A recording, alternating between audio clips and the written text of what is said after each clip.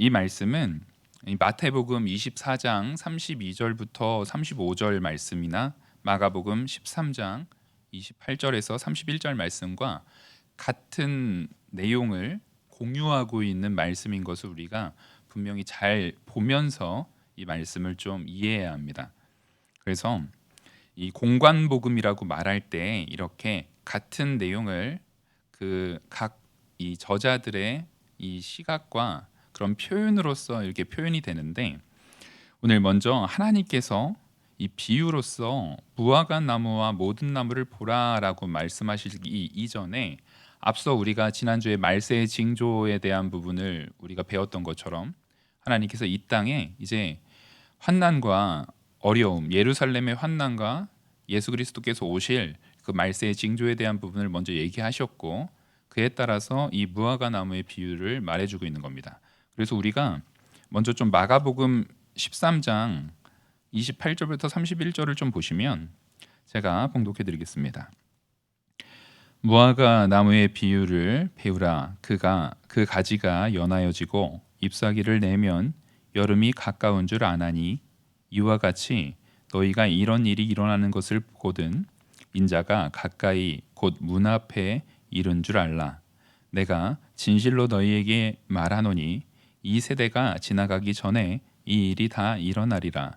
천지는 없어지겠으나 내 말은 없어지지 아니하리라. 그러나 그날 그때는 아무도 모르나니 하늘에 있는 천사들도 아들도 모르고 아버지만 아시느니라. 주의하라, 깨어 있으라. 그때가 언제인지 알지 못함이라. 가령 사람이 집을 떠나 타국으로 갈 때에 그 종들에게 권한을 주어 각각 사물을 맡기며 문지기에게 깨어 있으라 명한과 같으니.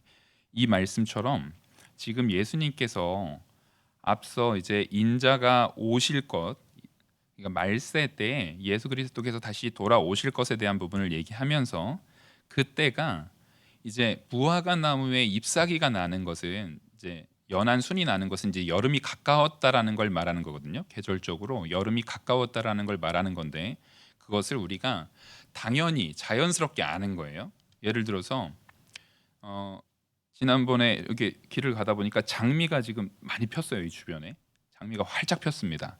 그러면 장미 핀 걸 보고 이제 5월, 6월 더운 여름이 이제 왔구나, 여름이 가까워지고 있구나, 우리가 그런 걸 아는 것처럼 개나리가 피면, 진달래가 피면 봄이 왔구나 아는 것처럼, 이 자연에 대한 부분, 특별히 이 무화과에 대한 부분은 이스라엘을 계속 상징하는 나무로서 예수님께서 많이 보여주십니다. 그래서 무화과 나무에 열매는 없고 잎사귀만 무성한 걸 가지고 하나님께서 그 나무를 책망하시면서 사실상 이스라엘의 그 열매 없음에 대한 부분, 뭐랄까, 이 성전에서 행해지는 그런 가치들, 그들이 자기들의 자존심과 자기들의 권위를 사람들한테 드러나기 위한 종교적인 그런 행위들은 많이 하지만, 정작 그 안에서 참으로 하나님 사랑과 이웃 사랑에 근거된 그런 가치, 그런 사랑의 가치, 그런 복음의 가치는 전혀 열매를 맺고 있지 못함을 예수님께서 말해줬던 것처럼, 여기에서도 이제 이 비유로 무화과 나무와 모든 나무를 보라라고 말하고 있어요.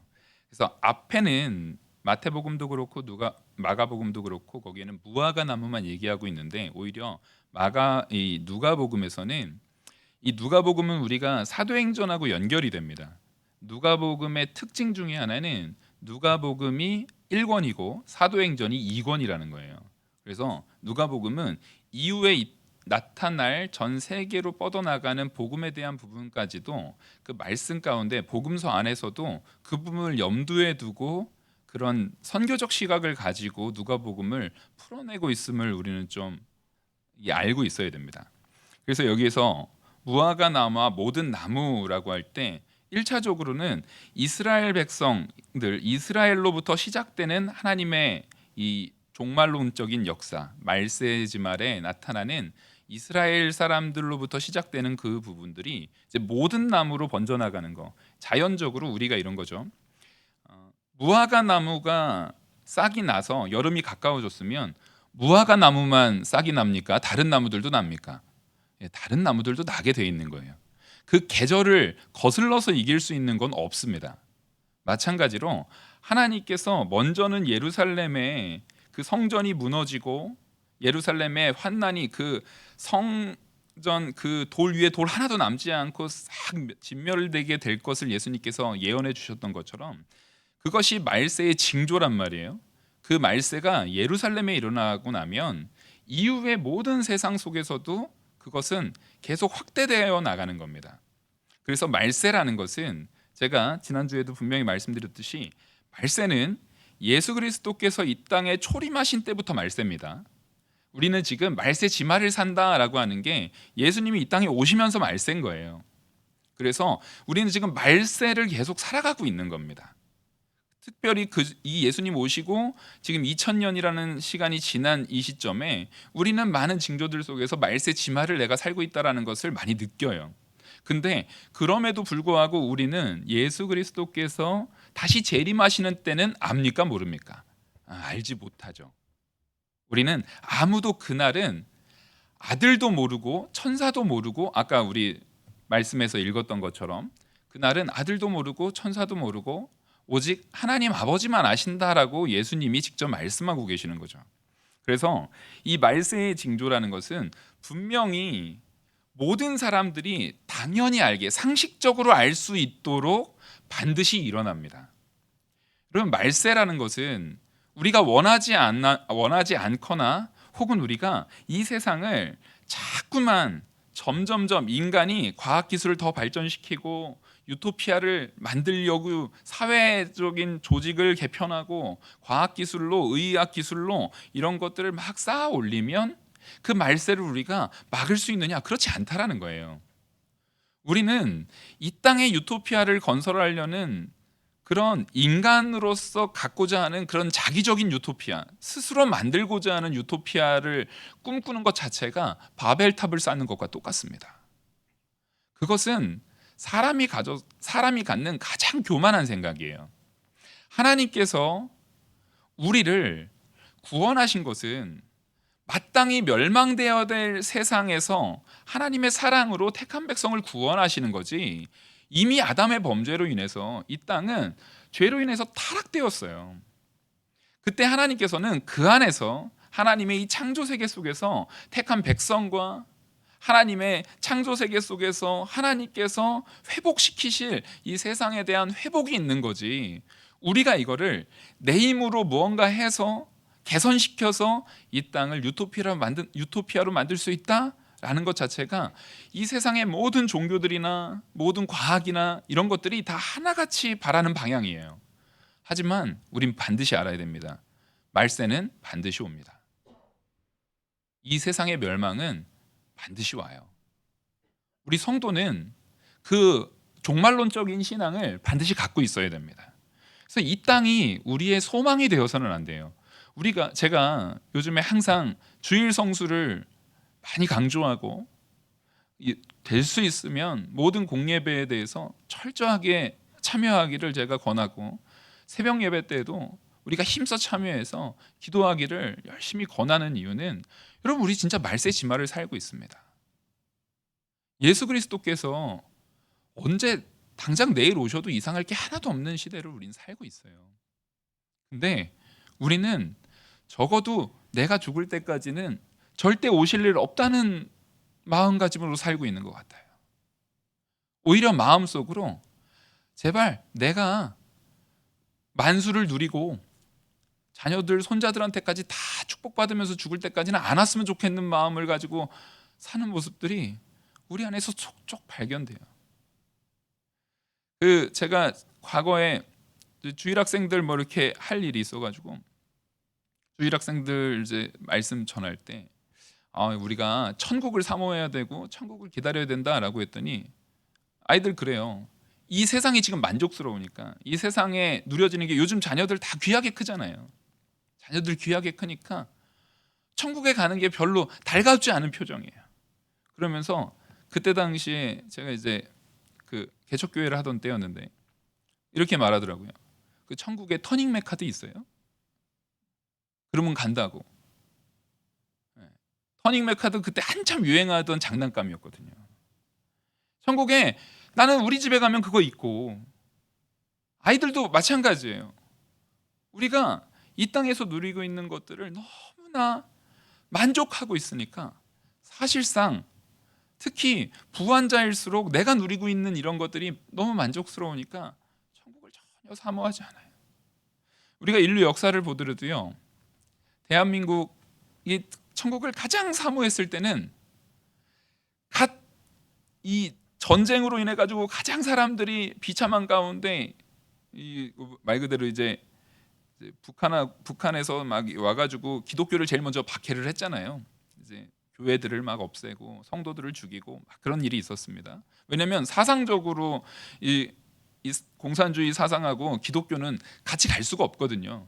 그러니까 많은 사람들이 죽어 나갔고 많은 사람들이 고통받고 있을 때에 그때 한국의 성도들은 종말론적인 신앙을 굉장히 소망했습니다.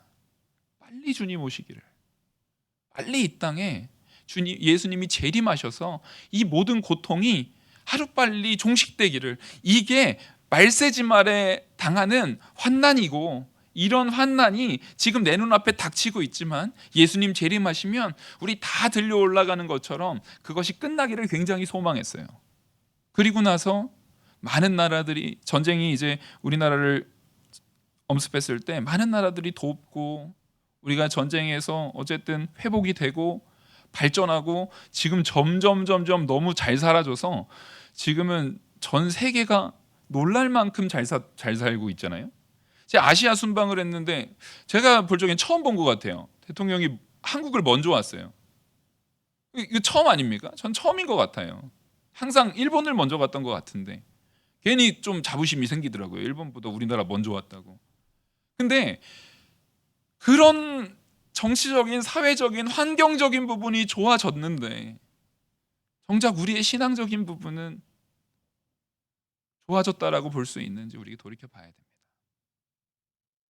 너무 잘 살아졌는데 미국도 무시하지 못할 만큼 우리나라의 그 반도체 기술이라든가 무슨 전자 기술이라든가 이런 기업들이 굉장히 각광을 받고 있어요. 막 삼성은 반도체 때문에 미국이 오고 또 LG는 그 무슨 배터리, 그 전기 자동차에 들어가는 배터리 때문에 막 오고 현대자동차도 또 뭐 오고 막 이러면서 얼마나 관심을 갖습니까? 근데 정작 그런 부유함 때문에 우리는 천국을 사모하는 마음이 6.25 전쟁 때문에 순교를 당하던 시절보다 훨씬 약하여지지 않았는지 돌이켜봐야 됩니다. 그러면 영원한 천국을 소망하는 우리한테 지금이 복된 때입니까? 그때가 복된 때입니까? 이거는 각자 마음속으로 생각해 보시기 바랍니다. 하나님 말씀 앞에 내가 상한 심령으로 설 수 있는 때가 하나님께서 기뻐하시는 복된 때임을 믿으십니까? 아멘. 저는 그걸 믿는데 저희가 우리 할아버지 세대에서 고통받은 때보다 전혀 상한 심령이 아닌 것 같아요. 그러면 이 상한 심령에 대한 부분은 뭘로 회복됩니까? 예배가 회복하는 거예요. 기도가 회복하는 거예요. 다른 걸로 회복되지 않습니다. 분명히 이렇게 말해요. 30절 보시면 싹이 나면 너희가 보고 여름이 가까운 줄 자연히 아나니. 맞습니다. 무화과 나무나 모든 나무들 거기에 싹이 나면 여름 가까운 줄 당연히 알지 않느냐. 그런 것처럼 말세지말의 그 징조들은 딱 보면 당연히 오는 겁니다. 절대 못 막는다니까요. 아무도 못 막아요. 계시록에서 나오는 것처럼 하나님께서 그 대접 재앙이 됐든 그런 무슨 재앙이 됐든 그것을 부으실 때 그것을 막을 자가 있습니까? 없습니다. 하나님이 문을 열면 닫을 자가 없고요. 문을 닫으면 열 자가 없습니다. 하나님께서 이끄시는 역사는 하나님께서 정하신 때에 반드시 이루어집니다. 우리에게 말세를 분명히 하나님께서 예언해 주셨고, 근데 그 말세가 우리에게는 좌절이 아니라, 제가 다시 한번 말씀드립니다. 제가 말세할 때 이 말세 이렇게 했습니까? 말세예요 이렇게 했습니까? 말세라고요. 좀 웃으면서 말세는 어떻다고요? 말세예요 이렇게 해야 돼요. 성도는 당연히 믿지 않는 자들은 말세가 두렵죠. 그러니까 부인하고 싶어요. 말세를 거부하고 싶어요. 말세를 받아들이고 싶지 않다니까요. 근데 우리는요, 그 말세가 예수님이 재림하시는 때예요. 우리가 부활체 되는 때예요. 우리가 영원한 생명의 초입에 발을 디디는 정말 역사적인 순간이에요. 근데 우리 그날을 별로 안 바래요. 왜 그렇습니까? 우리의 신앙이 지금 병들어 있어요. 우리가 병들은 신앙은 예배로 회복돼야 됩니다. 영양이 결핍되어 있는 부분은 그 영양소를 채워줘야 돼요. 하나님께서 우리에게 주시는 복이라는 것은 예배로, 기도로, 이 복음으로 반드시 채워지게 되어 있습니다. 지금 분명히 말세거든요. 이것은 불을 보듯 뻔하게 알고 있습니다. 하다못해 믿지 않는 사람들도요, 아유 요즘 것들 보면 말세야 이런 말 저 어렸을 때도 들었고 요즘에도 하시더라고요. 제가 봐도 요즘 보면 아우 말세야 이런 말이 나와요. 예, 근데 그거요, 옛날에 고대 문헌 보면은요, 로마 시대도 그랬습니다. 그 문헌에 아우 요즘 어린 것들의 하는 행태를 보면 말세라고 그때도 적었더라고요. 예, 세상에 거의 모든 문헌에서 다 발견돼요. 왜 그렇습니까? 예수 그리스도의 재림하신 이후에 이 세상은요, 믿는 자나 믿지 않는 자나 누가 보더라도 말세인 것이 드러나는 삶으로 드러났어요. 말세의 징조가 뭐였습니까? 우리 지난주에 배웠죠. 전쟁이 나요. 전염병이 나요. 환난과 기근이 일어나요. 근데 우리 역사 속에서 그런 일들 계속 있었죠. 계속 있었잖아요. 그런 것들이 다 말세의 징조입니다. 맞습니다. 그리고 예루살렘에는 그런 것들이 함께 있으면서 예루살렘 성전이 무너졌죠. 그래서 오늘 그 말씀을 예수님께서 말씀해 주셨고, 먼저는 무화과 나무에서 그게 일어나는 거예요. 이스라엘 백성에게서 먼저 말세의 징조가 완전히 일어난 거예요. 전쟁, 기근, 환난, 그들이 박해받고 사람들한테 학살당하고 성전이 완전히 무너지고 그 돌 위에 돌 하나도 남지 않겠다라는 예수 그리스도의 예언이 완전하게 이루어졌습니다. 이게 말세의 징조라니까요. 예, 예루살렘에 말세의 징조가 일어났습니다. 근데 그게 모든 나무에게까지 점점 어떻게 된다고요? 점점 확대된다고요.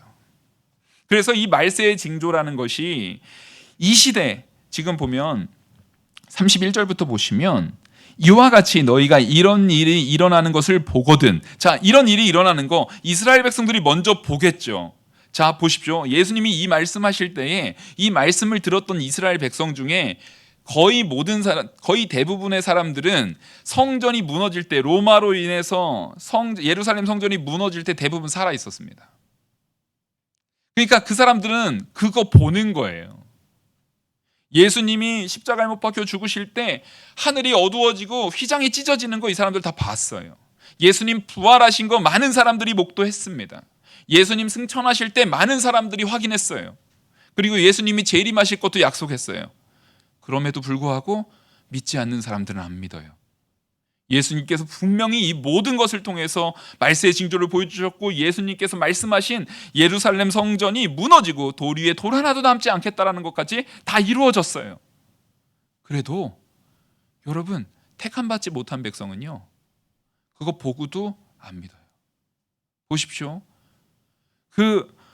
가장 이것을 정확하게 알 수 있는 사람들이 로마의 권력자들과 종교 지도자들 아니겠습니까? 그 무덤 지키고 있던 사람들한테 다 보고 받았잖아요. 철저하게 다 보고 받았잖아요. 잘 생각해 보십시오. 그 사람들이 예수님 제자들한테 사람을 안 붙여놨겠습니까? 예수님이 이제 없어졌는데 수사기관처럼 그 뒤에 사람들 감시 안 시켰겠냐고요. 예수님이 몰래 나타나셨어요? 대놓고 나타나셨어요? 대놓고 나타나셨습니다. 근데 그걸 보고 못 받았을까요? 아니요, 그럴 리 없어요. 개 중에는 직접 확인한 종교 지도자들도 있을 거예요. 그럼에도 불구하고 이 말세라는 것이 성도에게는 복된 소식이고 기쁜 복음이지만 그들에게는요, 내 눈을 감고 귀를 막고 미친 사람처럼 소리를 지르면서 하는 사람들 있죠. 말 듣기 싫을 때 딱 그 모습과 같아요. 나는 안 들을 거야 라는 거랑 똑같은 거예요. 얼마나 미련하고 불쌍한 모습입니까? 분명히 이와 같이 너희가 이런 일이 일어나는 것을 보거든 무화과 나무에 싹이 오고 모든 나무들에게 싹이 나면 이 세상의 모든 사람들이 자연적으로 보듯이 다 분명히 일어날 건데 그걸 보거든 하나님 나라가 가까운 줄, 말세가 가까운 줄 알라라는 거예요. 이때도 이미 말세라고 했고 지금까지, 그러면 최소한 이 예수님께서 이 말씀을 하신 때보다 지금 2000년이 더 지났잖아요. 그러면 우리는 최소한 2000년만큼 말세에 가까워진 거 아닙니까? 그럼 이때보다 우리는 더 철저하게 준비해야 돼요. 2000년만큼 더 상한 심령으로 준비해야 돼요. 더 온 힘을 다해서 하나님 말씀만 붙들고 준비해야 돼요. 이건 너무나 산술적으로 계산할 때 당연한 거 아닙니까? 아주 상식적인 거 아닙니까? 적어도 성경이 하나님의 진리의 말씀이라는 것을 믿는다면요. 불신자들은 어쩔 수가 없어요. 그걸 믿지 않으니까 당연히 이런 것을 생각 안 해요. 안 믿으니까요. 근데 우린 믿잖아요. 그러면 이게 당연히 와닿아야 됩니다. 예수님께서 이렇게 말씀하십니다. 32절. 진실로 진실로 너희에게 말하노니 이 세대가 지나가기 전에 모든 일이 다 이루어지리라. 분명히 말하잖아요. 이것은 아까 말씀드렸듯이 무화과 나무와 모든 나무처럼 중의적으로 설명을 해야 돼요. 이 세대, 맞습니다. 이 말을 들은 1차 청자들, 그 유대인들, 지금 예수님한테 이 말씀 들었던 그 사람들이 죽기 전에 예루살렘 성전 무너졌다니까요. 돌 위에 돌 하나도 남지 않았다니까요. 완전히 진멸당하고요, 학살당하고요, 그런 일들, 기근, 이런 일들이 일어났다니까요. 다 확인됐습니까? 안 됐습니까? 이 사람들 다 봤어요. 그래서 너희들이 이 세대가 지나가기 전에 이 모든 일 다 이루어질 거야 라고 말씀하신 거예요. 근데 이 세대는 예수님께서는 시간이라는 개념 속에서 현 시대의 종말을 시간적인 한계에다가 묶어두시지 않았어요. 왜냐하면 성경이라는 것은 하나님의 말씀입니다. 사람은 유한자이기 때문에 그 시대를 살잖아요. 하지만 하나님께서는 천년을 하루같이, 하루를 천년같이, 시간을 초월하시는 영원하신 분이시잖아요. 그래서 하나님께서 이 말씀을 하실 때는 유대인에게도 얘기했지만 오늘날 우리에게도 말씀하시는 겁니다. 그래서 이 세대라는 것은 확장시켜서 무화과 나무가 이스라엘 백성인데 그 이스라엘 백성이 본 것이 모든 나무, 모든 나라들, 열방들, 그 모든 민족들에게도 그것이 적용되듯이 이 말씀은, 이 세대라는 것은 우리에게도 적용이 되는 거예요.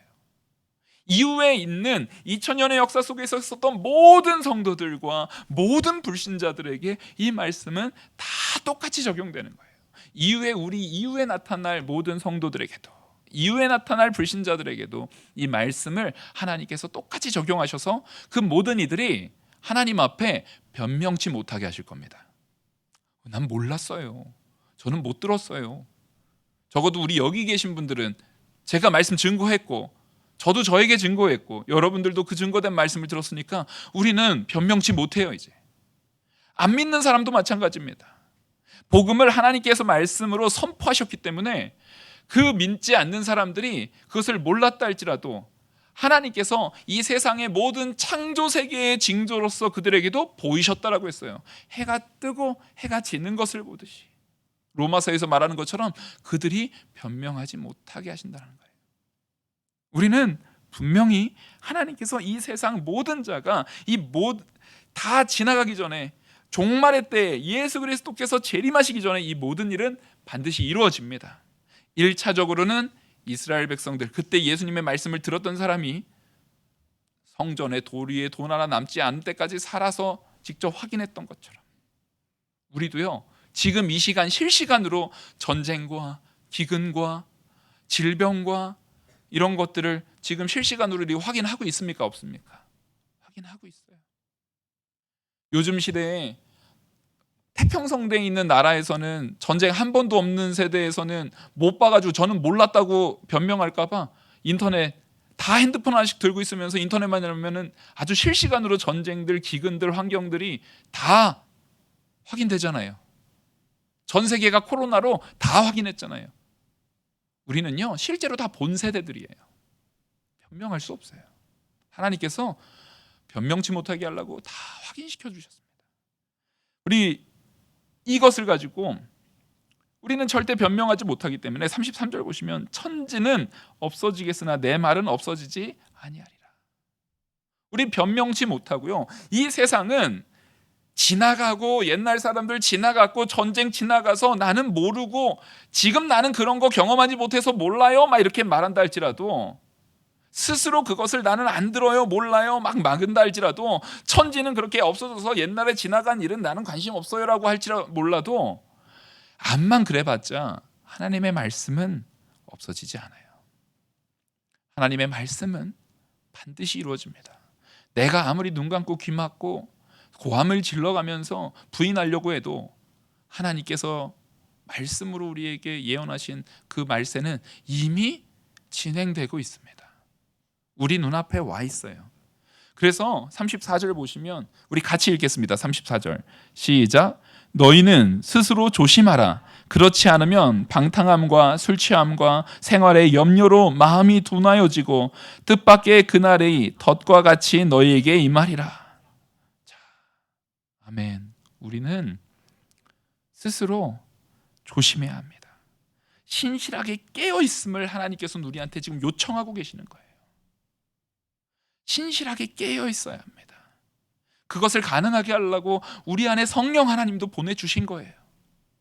그것이 가능하라고 이 모든 더욱이 우리 한국 같은 경우는 교회가 이렇게 잘 되어 있고 그것을 잘 예배할 수 있도록 전 세계에 없는 수요 예배하고 새벽 예배까지 우리는 있잖아요.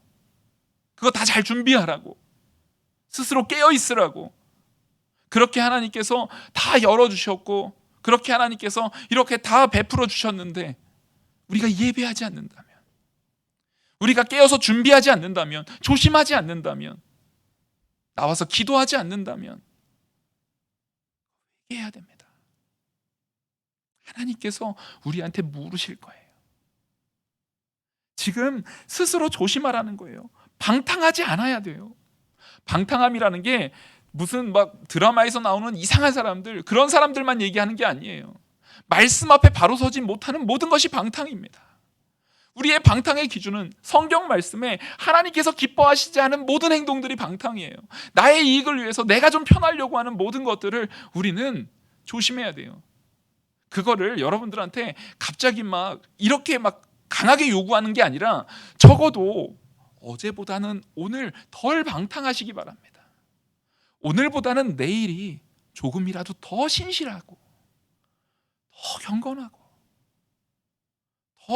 덜 방탕해지도록 우리가 나아가야 되는 거예요.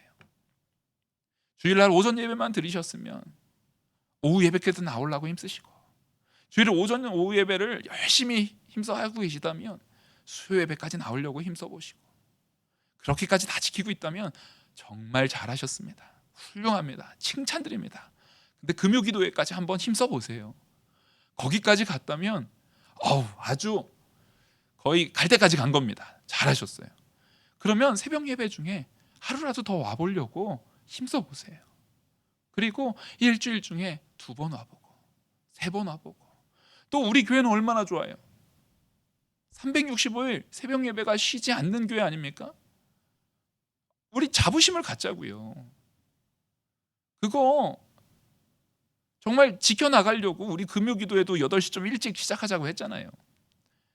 이거요 하나님께서 우리한테 복 주시는 거예요. 그 복을 왜 우리가 놓칩니까? 그 좀 더 자겠다고 좀 그거 덜 피곤하겠다고 저는 그거 양보하고 싶지 않아요. 그거 하나님께서 우리한테 주신 특권인데 그거 우리 누려야죠. 그거 하나하나를 다른 사람 볼 것도 없어요. 하나님 앞에 하나님은 우리 중심을 보십니다. 내 마음을 하나님께서 감찰하고 계세요. 그럼 그 앞에 우리가 서자고요. 그렇게 하나님 앞에 우리가 방탕하지 않고 술 취하지 않고 생활의 염려로 걱정하지 마세요. 염려가 근심이 많으니까 잠 못 자고 새벽을 깨우기 힘들다. 직장의 일 때문에 근심해서. 여러분, 실제로 이 시대가요, 현대인이 잠이 되게 부족한 시대라고 합니다. 여러분들이 새벽 깨우기 쉽지 않은 거예요. 그거는 여러분들이 너무나 완악해서가 아니에요. 지금 우리가 살고 있는 이 사회 자체가 녹록하지가 않아요. 왜냐하면 일뿐만 아니라 그런 유흥 문화라든가 TV라든가 이런 것들이 사람으로 하여금 잠을 줄일 수밖에 없도록 만든답니다.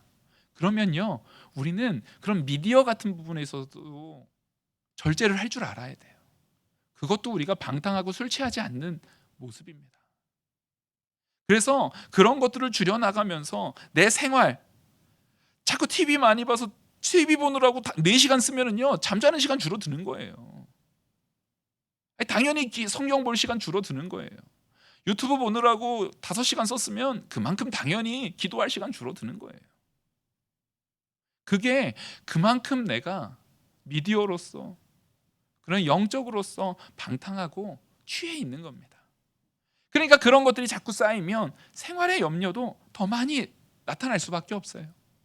그거는 어떻게 했습니까? 여러분, 제가 그거 쉽게 이기라고 말씀 못 드려요. 그럴 수 있는 것들이 아니에요. 마귀가요, 너 교회 가면 죽일 거야. 옛날에 그거 총칼 들고 다 해봤잖아요. 근데 실패했잖아요. 그럴수록 순교자가 더 많이 나왔어요. 그럴수록 믿음의 정말 굵직굵직한 인물들이 더 많이 나왔어요. 그러니까 마귀가 지금 전략을 바꿨습니다. 근데 바꾼 전략이 너무나 효과적이에요. 핵폭탄급이에요. 우리가 너무 쉽게 넘어가고 있어요. 타협하고 있어요. 말세는 2000년만큼 더 가까웠는데 우리는 그만큼 더 나태함 속에, 쾌락 속에 빠져 있습니다. 어찌해야겠습니까? 성령의 이끄심에 따라서 우리는 바짝 매달려야 돼요. 더 많이 예배를 위해서 내 시간을 들이십시오. 기도를 더 많이 하기 위해서 시간을 들이십시오. 하나님 말씀으로 내 안을 더 채우고 무장하기 위해서 시간을 들이십시오. 그 길 외에 제가 목회자의 양심을 걸고 정말 여러분들한테 말씀드리겠습니다. 그거 외에 딴 길이 없어요. 우리가 무슨 많은 그런 프로그램 가지고 무슨 학교, 아버지 학교, 어머니 학교, 무슨 뭐 권사 무슨 뭐 학교, 직분자 학교 뭐 이런 거 가지고 우리가 조직 신학 더 배우고 교리 더 배우고 신학적인 거 더 배우고, 제가 설교 시간에 교리적인 거 많이 녹여내서 말씀드리고 있어요.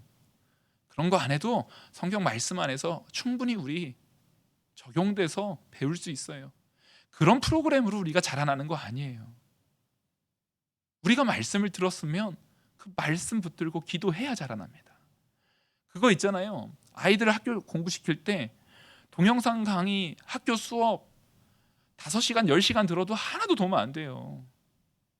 똑같은 거 수업 여러 번 듣는 것보다 수업 잘 듣고 학습을, 들은 수업 가지고 자기가 직접 공부를 5시간 해야 되는 거예요. 마찬가지입니다. 우리 예배했으면은요, 설교 들었는데 잘 이해 안 되면 한 2번 더 들을 수는 있어요. 듣고 나면 그걸 가지고 기도하셔야 돼요. 그 말씀 붙들고 하나님한테 매달리셔야 돼요.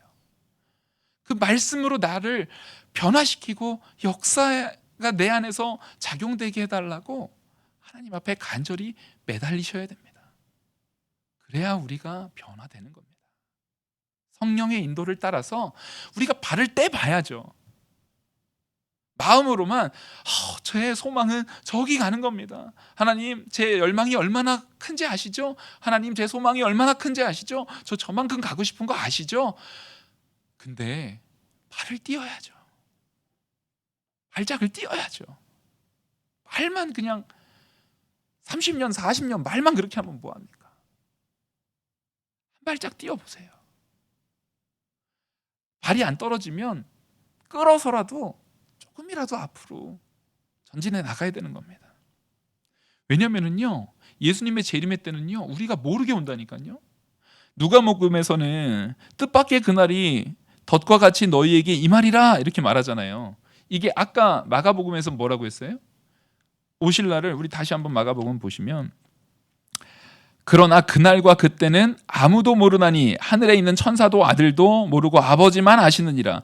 그러니까 아무도 몰라요. 뜻밖의 그날이 덫과 같이. 모르게. 덫이 알고 걸려요? 모르고 걸려요? 모르고 걸리잖아요. 그러니까 이거 지금 딱 뭐 얘기하는 겁니까? 자, 천사도 모르고 아들도 모르고 아버지만 아는 게 유일하게 뭐 하나 딱 하나 있어요? 재림 때. 아멘? 예수님이 재림 때 말고 다른 건 예수님 다 알아요. 예수님이 유일하게 자기도 모른다라고 말씀하신 게 뭐예요?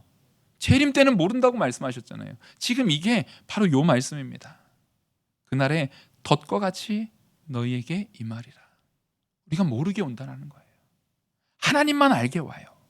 그러니까 그래서 아까 마가복음에서도 주의하여 깨어 있으라 그런 거예요. 그때가 언제인지 알지 못하기 때문에 깨어 있어야 되는 거예요.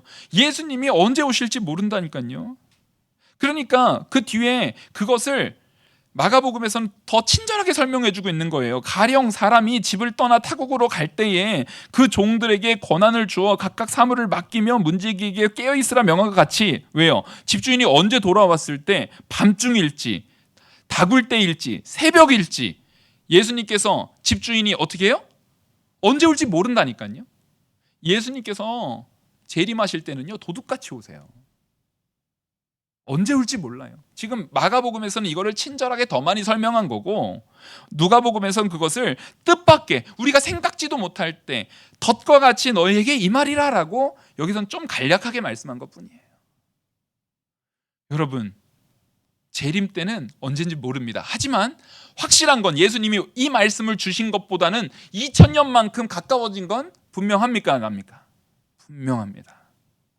여러분, 우리는 재림 때에 대한 부분을 분명히 긴장하면서 준비해야 돼요. 근데 긴장은 하지만 침울하게 준비한다고요? 즐겁게 준비한다고요? 즐겁게요. 예수님이 오시는 게 우리한테는 가장 즐거운 일이에요. 가장 기쁜 일이에요. 그래서 예수님께서 그렇게 올 때에 35절, 이날은 온 지구상에 거하는 모든 사람에게 임하리라. 자, 예수님이 오실 때는요, 어떻게 오신다고요?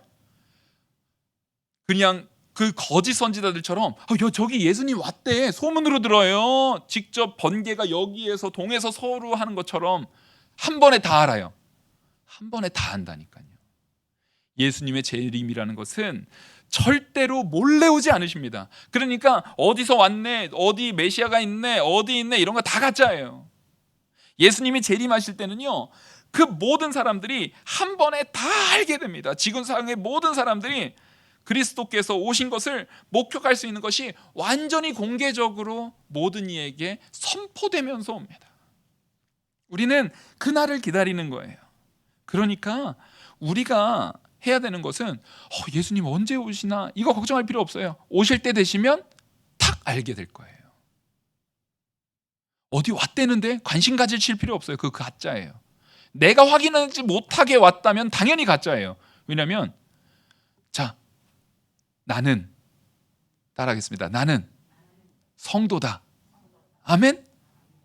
성도가 모르게 오시는 예수님이 있을 수가 없어요. 절대 그럴 리 없어요. 우리가 성도인데 하다못해 안 믿는 사람에게도 온 세상이 다 알게 오신다니까요. 안 믿는 사람도 분명히 알게 올 건데 성도인 내가 모르게 왔다고요? 거짓말이에요. 절대 넘어가지 마십시오. 그런 건 존재하지 않습니다. 신천지 이만희가 예수라고요? 저는 그런 소식 들은 적 없는데요. 가짜예요. 그런 일이 있을 수가 없어요. 보십시오. 36절, 이러므로 너희는 장차 올 이 모든 일을 능히 피하고 인자 앞에 서도록. 자, 우리가 그 모든 환난의 때를 피하고 인자 앞에 선다는 건 뭡니까? 환난의 때는 반드시 올 거고 우린 그때 분명히 있을 건데 전쟁과 기근 우리가 지금 다 겪고 있는데도 불구하고 피한다는 얘기는, 여러분 이거 잘 아셔야 됩니다.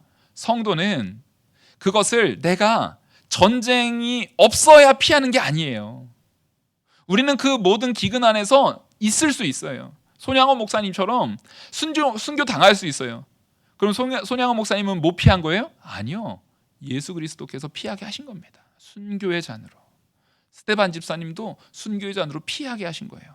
죽음이 우리로 하여금 예수 그리스도로부터 뽑아낼 수가 없어요. 세상의 권력이 어떤 것도 우리를 거기에서 분리시킬 수 없어요. 여기에서 말하는 우리가 능히 피하고라는 것은 예수 그리스도가 나와 함께 하시기 때문에 우리는 이미 피한 존재들입니다. 코로나가 와도 우리를 예수 그리스도로부터 분리시킬 수 없습니다. 전쟁이 와도요. 여러분, 기근이 와도요. 걱정하지 마세요.